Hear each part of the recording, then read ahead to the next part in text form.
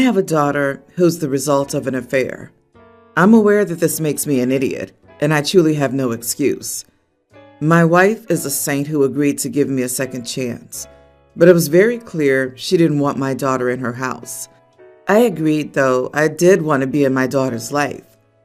Due to unfortunate circumstances, my daughter Daisy came to live with us as a teen. I made sure all of her labor fell on me so as not to inconvenience my wife. Understandably, my other children didn't want a relationship with Daisy, and I never pushed it. Daisy married into a lot of money. I'm talking about a man who thinks it's normal to use helicopters like cars, and that going to her house is like something out of Downton Abbey. My children met Daisy's husband once, and I thought that was it.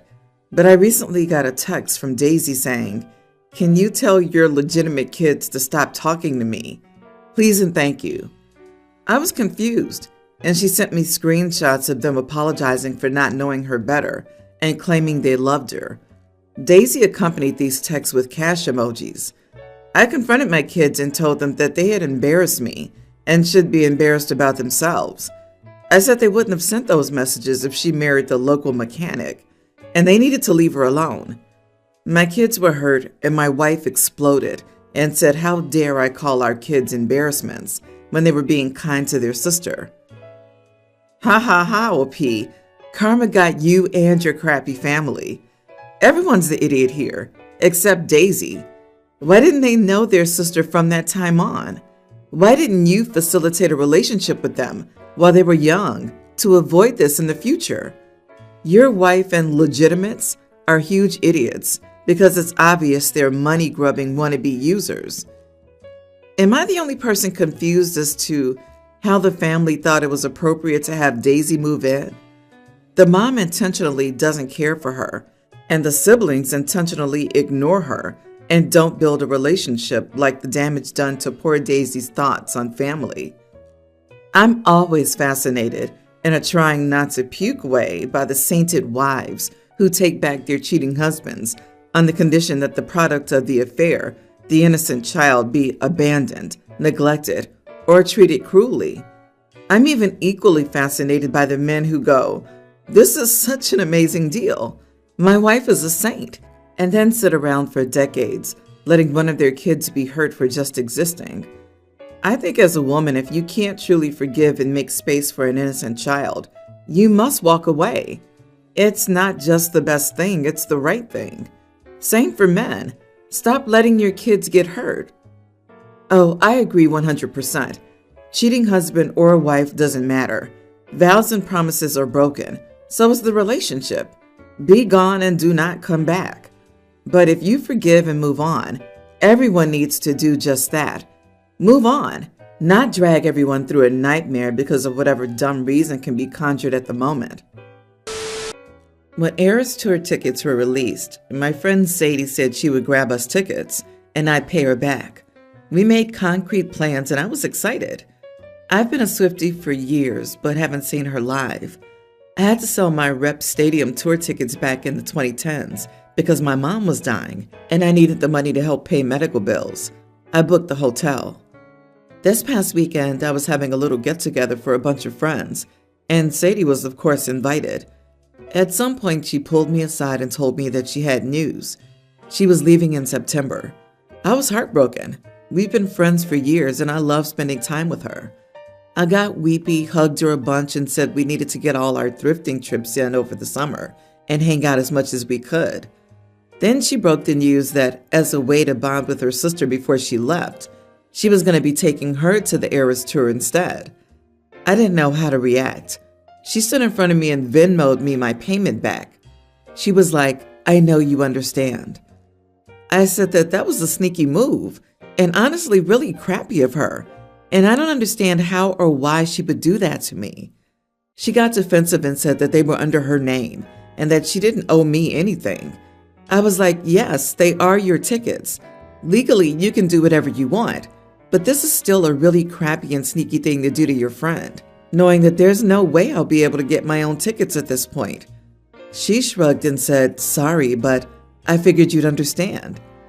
I asked her to leave and I told her not to come back for the 4th of July party next week. I said I needed to process this and that I'm really disappointed with her and how she's treated me. This is a girl who I consoled through breakups, job losses, pet losses, etc. She looked shocked and asked if I was serious. She ended up stomping off and leaving and texted me later to tell me that she was around if I wanted to apologize for making her feel bad about taking her sister on a bonding trip. I'm honestly heartbroken that I'm going to be watching my show from a grainy live stream instead of being there in the stadium with everyone. I was looking forward to this so much. I checked the resale sites and had a sad little cry about it. I would like to know if I'm completely in the wrong to have just uninvited her. Is that too far? If it was, say, in a month or two, I don't think I would have. I just need time. Not the idiot.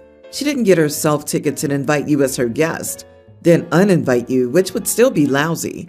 She agreed to buy a ticket on your behalf, with the understanding that you were paying for it. That's how groups of people buy tickets if they expect to sit together. It was your ticket. It wasn't hers to give away. She's a garbage friend. I'd probably never speak to her again. Exactly this. You had an agreement. She buys the tickets and you pay her. She bought the tickets. You paid her. She owes you a ticket. Yes, she refunded you, but you would be successful in small claims to sue for a breach of contract. The remedy would be to enforce the contract or award damages, which would be the difference in cost between what the original ticket was and what they are now. Did you get a refund for the hotel? If not, then she straight up screwed you over. Update. Thank you for the responses so far. I just wanted to follow up on this by saying that I appreciate the sentiment, but I'm not going to sue her over this. I don't think that's a normal reaction or something I enjoy doing. Please don't hate me. My girlfriend and I, both in our 30s, were waiting in line at a bakery. The line was slow and it took us about 5 minutes to get to the counter. The whole time I was prompting my girlfriend to make a decision. She was just persevering and getting distracted by her phone. When we got to the counter, I had to stand there like a tool while she still wasn't deciding, and the girl serving us was just looking at us. Out of courtesy to the staff and everybody behind us, I just say, she'll have a cheese slice. This is her normal choice. I know she'll at least like it. My girlfriend says, I don't really want that. And I say, too bad, we don't have time. The girl behind the counter says, she can make her own choice, with a nightmare of a tone. It annoyed me. I'm the customer. You're selling to me. I said again, I want a steak slice and a cheese slice. That's my order. The girl serving, who's like less than 20 by the way, looked past me to my girlfriend and asked her what she wanted, with a much more smiley tone. It had a very sister sticking together misogynistic vibe, to be honest. Like she was getting a huge thrill out of dealing with some controlling boyfriend. I said, okay, well, if you don't want to serve me, you can cancel the order, and waited for my girlfriend to make her order. By now, she was panicking and just picked some random thing I knew she wouldn't like. The girl got her the chicken and mushroom thing and asked for payment. My girlfriend turned to me, expecting me to pay, but I didn't pay. She said she didn't have her card with her. I said, I know. Our money is joint, so that's not the issue. The issue is that she doesn't bother taking her card or keys with her when we get out because she finds it a nuisance to carry and just lets me take that responsibility.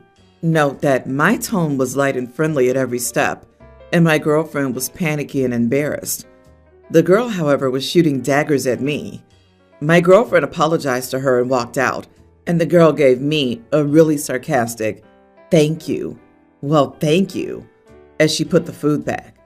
I happily shrugged.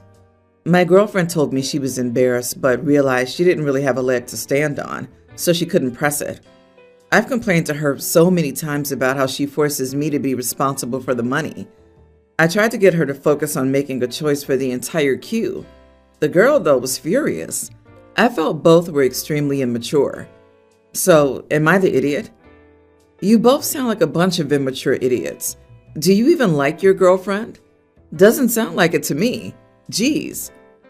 I'm just trying to understand why your girlfriend doesn't carry her keys or card or cash around. What if you guys get separated for some reason and she can't find you? What if there's an emergency and you leave without thinking, and she has no money or keys? Would she have to call someone to pick her up? It's crazy to me that an adult would walk around without essentials, keys, wallet, and card. Anyway, everyone's the idiot here. You acted petty, but she acted immaturely and inconsiderately in the bakery since you mentioned there was a queue. You need to be less vindictive, and she needs to depend a bit less on you. Being in my 30s, I don't get to leave the house without my ID, cards, phone, or, for that matter, cocoa butter for my lips. I didn't at 18 either, when people didn't have their basics with them. Sigh, not the idiot. The young barista who thinks any man is evil sure is. You weren't doing anything wrong. Speaking as someone who got annoyed at very young ones doing exactly the same, for my benefit, somehow, while I was with a guy like, dude, you had 5 to 10 minutes to sort out what to order. Fun times.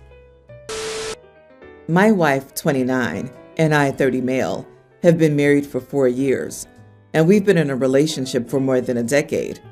My wife is not a big fan of tattoos, while I'm neutral towards them. Last week, my sister, 32, called me and asked if I would be open to getting a tattoo.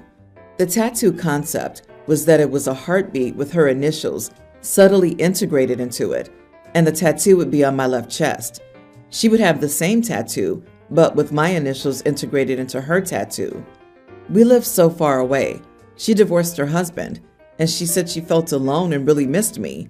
She said that with the tattoo, she would feel connected to me even though we were far away. To be honest, I love the tattoo concept, and I too miss my sister and felt that with this tattoo, we would be connected forever, even though we lived thousands of miles away.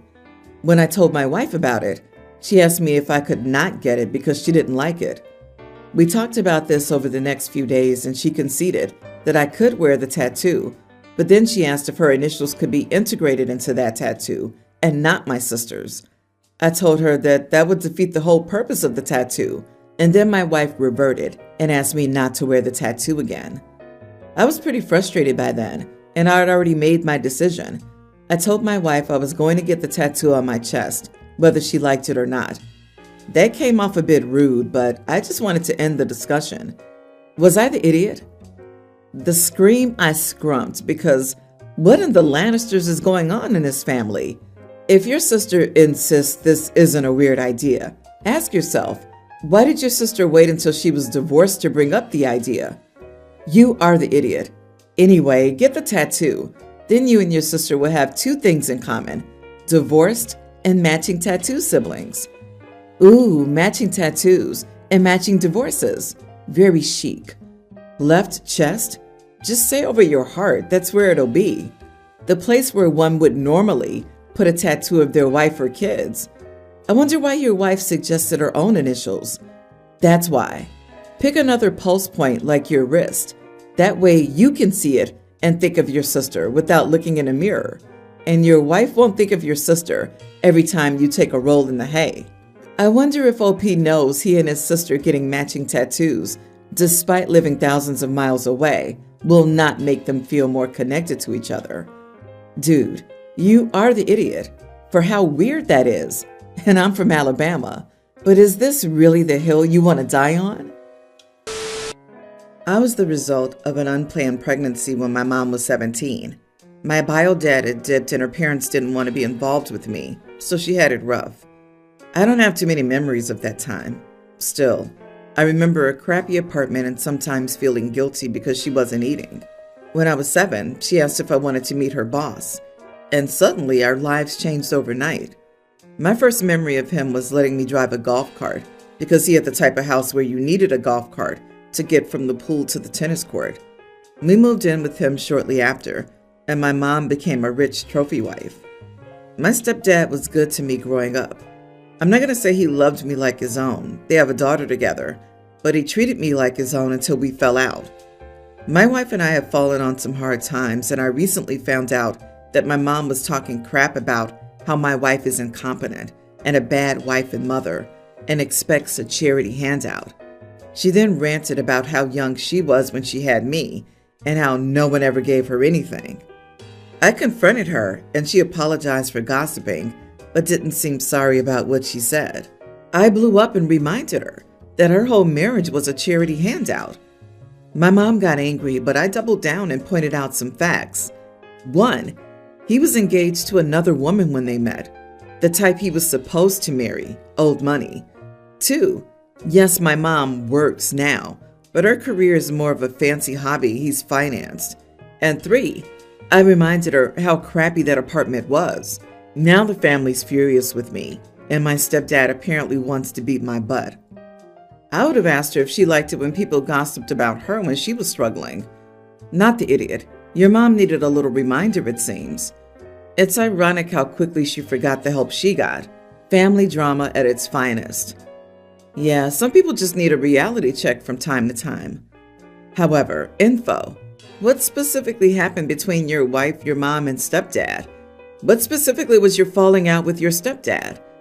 I find it very hard to believe that a loving parent who went without eating so you could, and a loving stepfather who invested in you long beyond your childhood, with college, a job, house payments, and more, suddenly stopped loving you and completely cut you off because they completely unfairly don't like your wife for absolutely no good reason?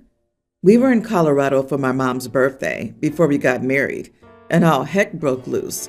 My mom found out we were spending Christmas with my in-laws for the second year in a row, and all of their pent-up resentment of each other came out. Later, my wife was hit by a snowball. My mom swears it wasn't her.